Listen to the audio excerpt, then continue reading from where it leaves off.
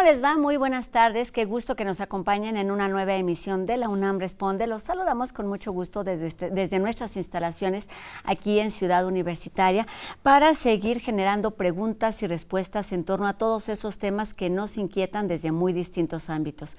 Durante los siguientes minutos hablaremos de flamenco, también de poesía, pero nuestra entrevista la centraremos en el proceso electoral que se avecina ya en el país del norte, Estados Unidos. Acompáñenos durante los próximos minutos.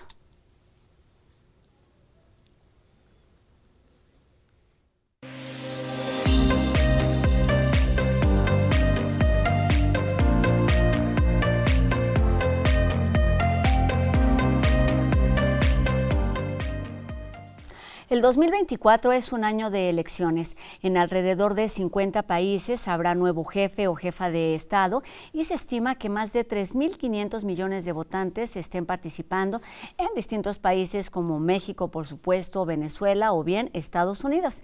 Y precisamente hacia allá dirigiremos nuestra atención esta tarde. Será el próximo mes de noviembre cuando se elija al presidente de uno de los países más influyentes del mundo. Y para entender cómo se está construyendo este camino, saludamos esta tarde aquí en nuestras instalaciones de TV UNAM al doctor en Relaciones Internacionales, José Luis Valdés Ugalde, quien es investigador titular del Centro de Investigaciones sobre América del Norte, el CISAN, y es además editor en jefe de Norteamérica. ¿Cómo está, doctor? Bienvenido. Muy bien, gracias, Rosa. Pues un gusto que esté aquí con nosotros para ayudarnos a entender eso que sucede en el norte y que en algunos momentos podemos sentir lejano y que en realidad tiene mucho que ver en la forma en la que vivimos nuestro día a día. Comencemos por lo más general. ¿Por qué nos deben interesar estas elecciones, doctor?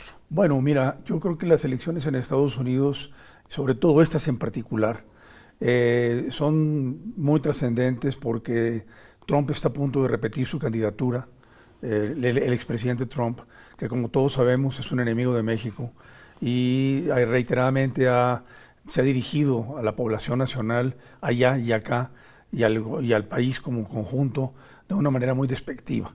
Entonces tenemos un momento crítico porque tenemos a un candidato agresivo, antimexicano, y frente a un presidente que es el presidente Biden, Joe Biden, que es más moderado en sus planteamientos, pero sin embargo, de todas maneras ha tenido que ir con la corriente del trumpismo, esta corriente antiinmigrante, crítica del problema de la seguridad con México y demás temas que me parece que son justificables en algún aspecto, pero no del todo.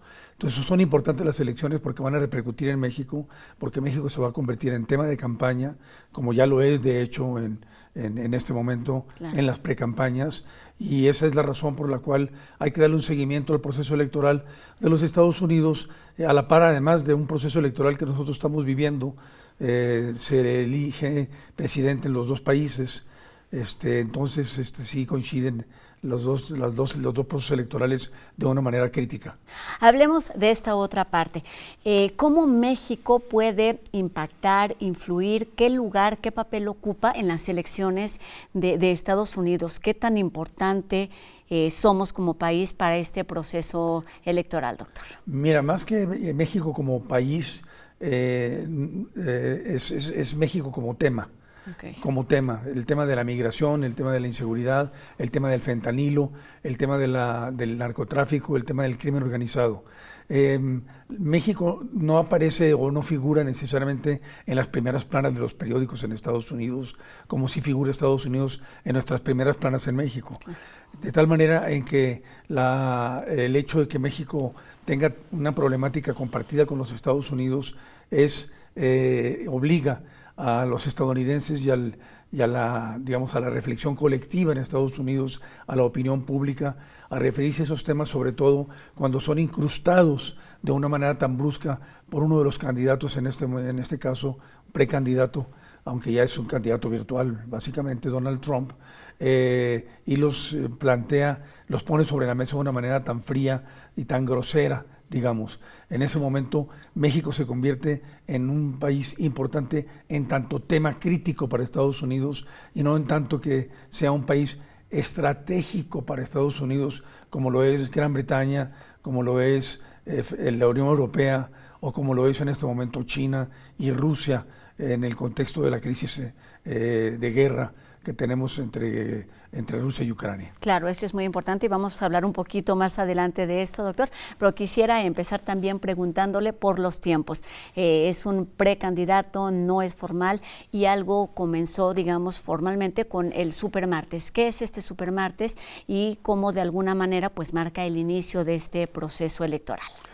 Bueno, el Supermartes es un día en donde 15 o 16 estados de la Unión llevan a cabo elecciones de manera simultánea y marcan definitivamente la deriva que habrán de seguir los candidatos como candidatos viables o no.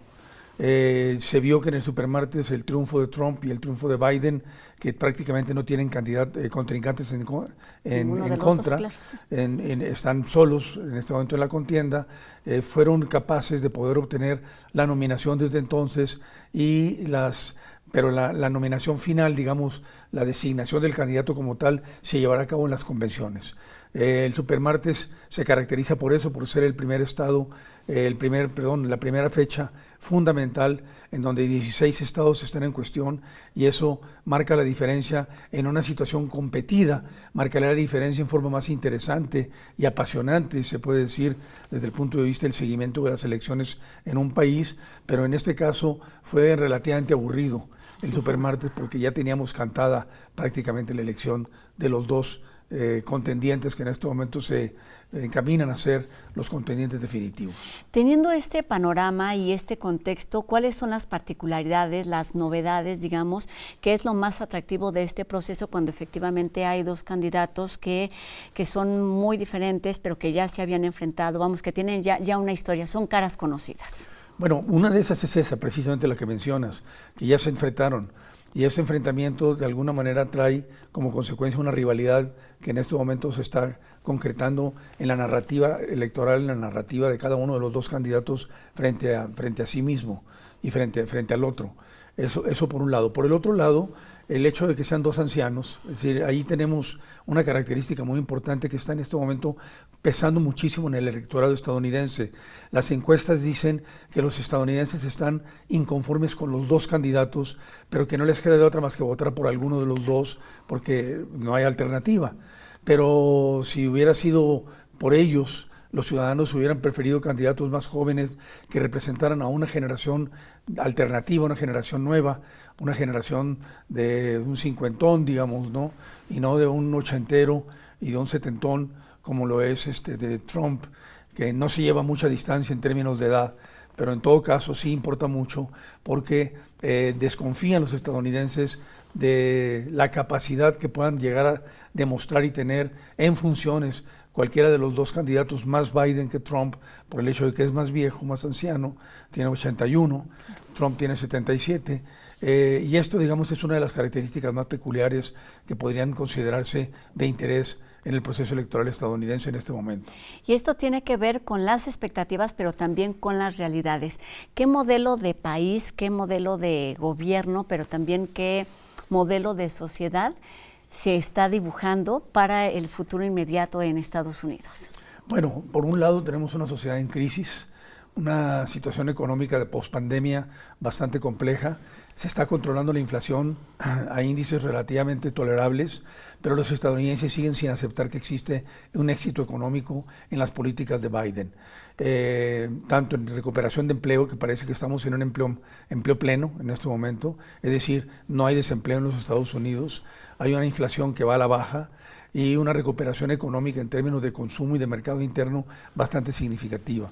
Entonces, digamos, eso perfila a Estados Unidos como económicamente, como el país que está cuestionándose en este momento cuál es el futuro económico para los próximos años. El otro es el tema de la seguridad y el tema del fentanilo, que es un tema que ciertamente está en el discurso de los dos candidatos, pero particularmente en el de Trump y de la clase política en su conjunto. El tema de la importación de fentanilo de México con precursores chinos a Estados Unidos ha significado una alarma o ha representado una alarma para los estadounidenses, tomando en cuenta que pues cada año mueren aproximadamente 100,000 jóvenes y no tan jóvenes estadounidenses debido al consumo de esta droga. Ese es otro tema. Y el otro tema que me parece que es significativo, aunque no necesariamente va a entrar porque los temas de política exterior no entran de lleno en la contienda electoral. Campañas, digamos. En la campaña es el tema de la guerra entre Rusia y Ucrania, que seguramente en algún momento se va a tocar. Para allá iba precisamente, ¿qué lugar ocupa este tema de la participación de Estados Unidos en conflictos que en este momento no es uno, son varios, y algún otro que se dibuja o está latente, por ejemplo, en Asia? Bueno, generalmente la política exterior, como ya dije, no es muy importante, importa más la economía. Pero sin embargo, en este momento está importando mucho Ucrania porque de ahí dependen muchos factores de estabilidad internacional fundamentales como la estabilidad de Europa. Si Rusia le gana a Ucrania en el conflicto que pues significa Rusia como actor preponderante porque es el que invade desde Crimea en 2014 y posteriormente hace 2 años cuando invade Ucrania y empieza a atacarla, representa para el mundo y Estados Unidos un riesgo de inestabilidad, más bien bastante serio. Y si a esto le agregamos la existencia de autocracias y el ascenso posible de un presidente como Trump, entonces el miedo se vuelve doble, porque ya vimos que Trump se alió o se aliaría con un Putin que está en este momento siendo reelecto y refortaleciendo sus bases en una situación anómala democráticamente hablando, pero que en todo caso sería un interlocutor de Trump mucho más viable que lo que es Biden. En su papel como analista, como observador, ¿cuáles son los elementos que consideran para entender lo que está sucediendo en el proceso electoral? Porque ha mencionado, y lo hemos escuchado en un montón de ocasiones, lo que está sucediendo, pero por otro lado, lo que se dice, lo que está en el discurso, la narrativa, que a veces me da la impresión que importa o que cuenta más a lo largo de todos estos meses, doctor. Bueno, lo más importante que en este momento prevalece en el proceso electoral estadounidense es la crisis de la democracia.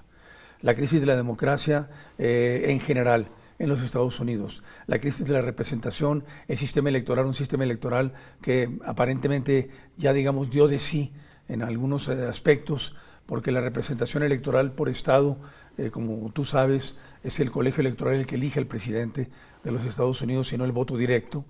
Ese es un tema. El otro tema es el de la juventud. Los jóvenes en Estados Unidos, cuál es su futuro en un contexto como el actual, y de las minorías también. Hay que decir que en la narrativa, tanto de uno como de otro precandidato, estamos viendo un acercamiento a la población hispana y a la población afroestadounidense que aparentemente se ha ido inclinando hacia el trumpismo de una manera peligrosísima para los demócratas. Eso es a la pérdida de representación de un sector tradicionalmente demócrata como el hispano, es uno de los temas que preocupan en la narrativa y en la discusión pública en los Estados Unidos al Partido Demócrata en forma más recalcitrante. Creo que no está de más, doctor, explicar cómo se elige el presidente en Estados Unidos. Bueno, se lleva a cabo una votación nacional y cada estado tiene un número determinado de delegados.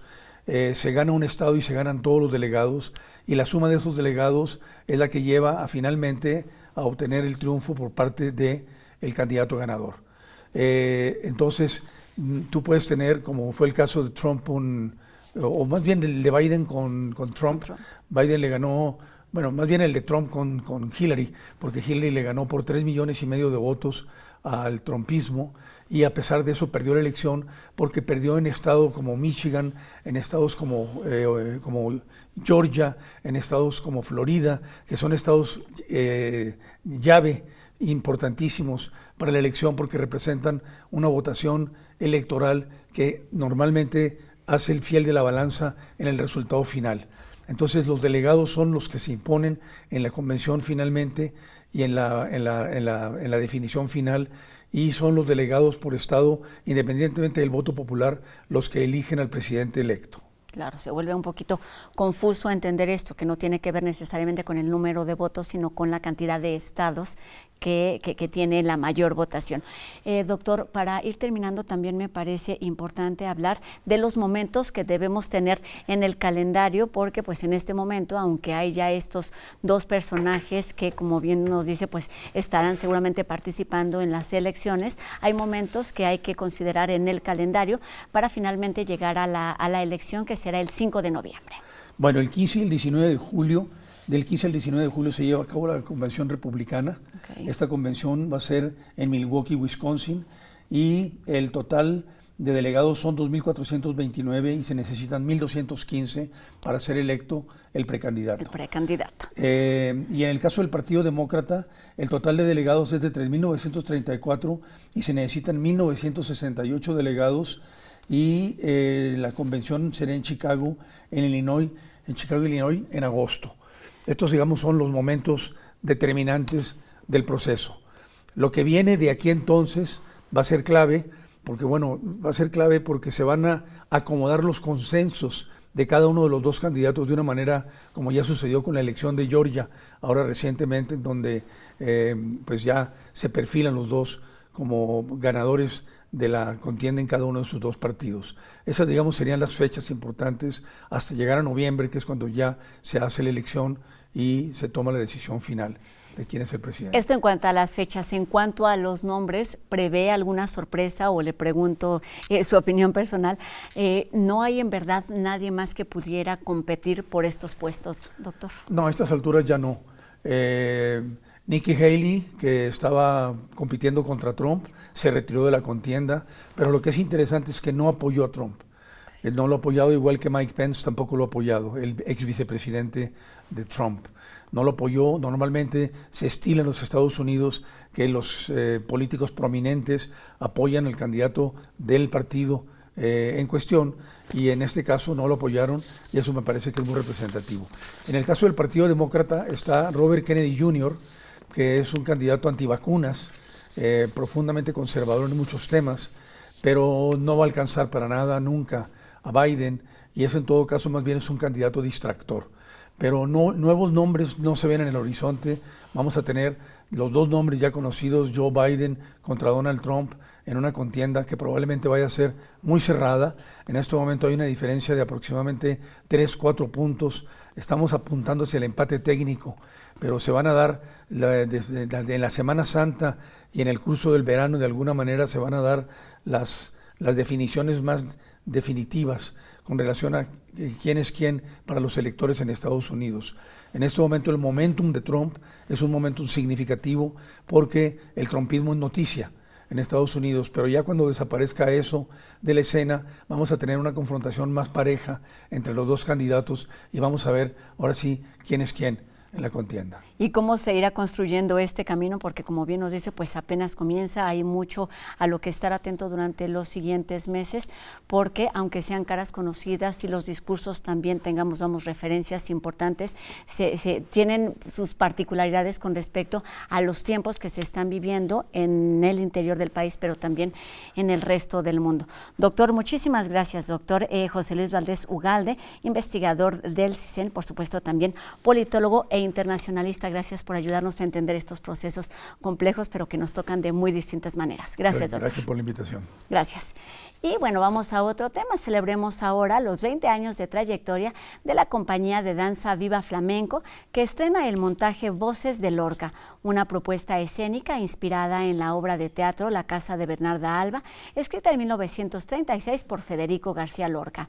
Bajo la dirección de Leticia Cosío, este espectáculo busca expresar las emociones de la exaltación religiosa y el miedo a descubrir la intimidad por medio de ritmos, bailes, y bueno, la función de aniversario se llevará a cabo este sábado 23 de marzo a las 8 de la noche en el Teatro Varsovia, y las entradas ya están a la venta.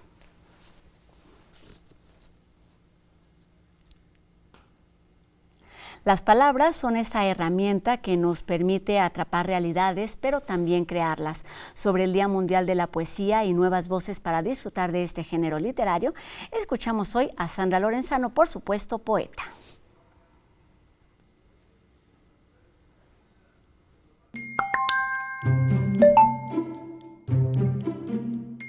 Permítanme empezar con un poema. Dice así: una palabra muere justo al ser pronunciada, según dicen algunos. Yo digo, en cambio, que justo empieza a vivir en ese instante. Con este poema de Emily Dickinson quiero darles la bienvenida a nuestra colaboración de hoy, en el marco del Día Mundial de la Poesía, que se celebra cada 21 de marzo y tiene la finalidad de evitar que la palabra muera, específicamente aquellas que pertenecen a las lenguas originarias y que carecen de una tradición escrita por ser lenguas vivas en la oralidad. A través del género primigenio de la literatura, la UNESCO promueve desde 1999 el honrar a quienes hacen poesía, revivir tradiciones orales, promover la lectura, la escritura y la enseñanza de la poesía. Y es por ello que quiero hablarles de Nadia López García, una poeta joven que crea su poesía en dos lenguas, tuún-savi y español. Egresada de la Facultad de Filosofía y Letras de nuestra casa de estudios, Nadia López, conocida también como Nadia New Savvy, cuenta en su obra la historia de la lengua de la lluvia, el mixteco o Tuun Savi. Les hago lectura de un poema de Nadia. Dice así: ¿habrá un lugar a donde lleven a todos los que la noche nos ha quitado? Quizá ahora son pájaros de rostros grises, aves que vuelan en otro camino, pero su canto sigue aquí, retoñando junto a nuestra boca, que los sigue nombrando, para que un día regresen.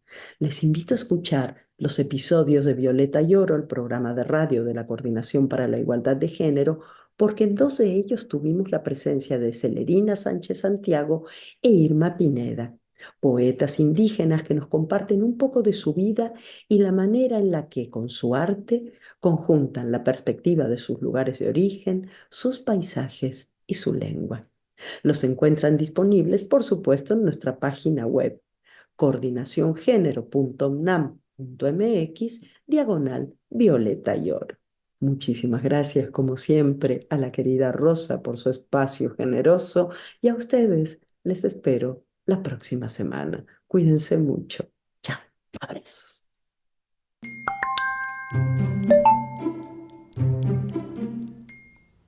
Abrazos para ti, Sandra, y ahora vamos con UNAM Global TV, que nos explica sobre las necesidades, características e innovaciones necesarias para la construcción, esto a raíz de la destrucción ocasionada por el huracán Otis.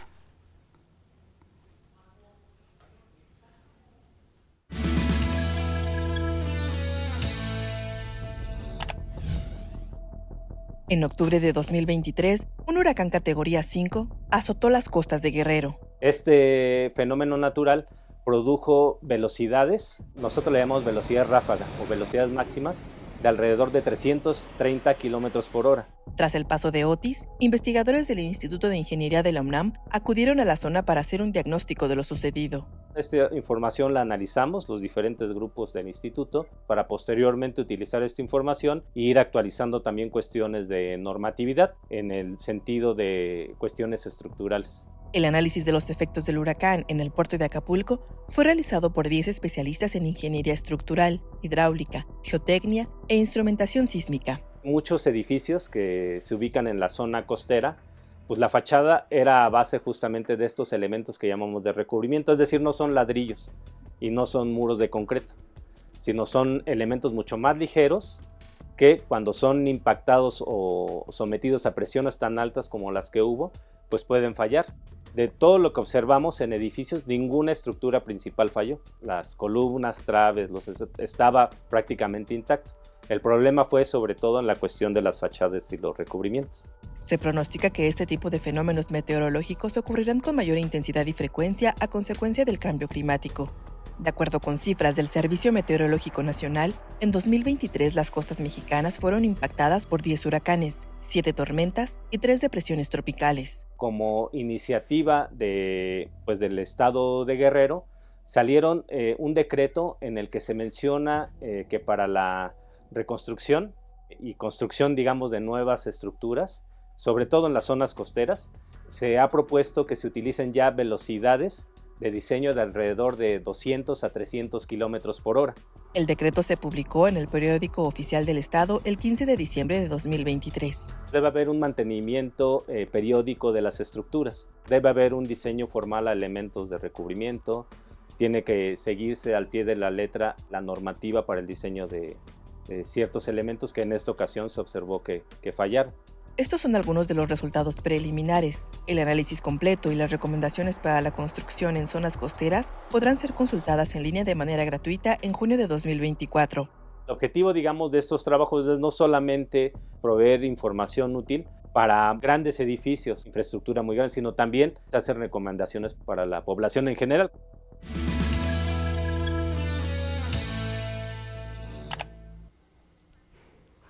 Terminamos ya, pero no nos podemos despedir sin agradecer a Erika Ordóñez su participación en la interpretación de lengua de señas mexicanas y agradeciéndoles a todos ustedes que nos hayan acompañado esta tarde. Recuerden estar en contacto con nosotros a través de nuestras redes sociales. Queremos leer sus dudas, sus comentarios y también los temas que les gustaría que aquí abordáramos.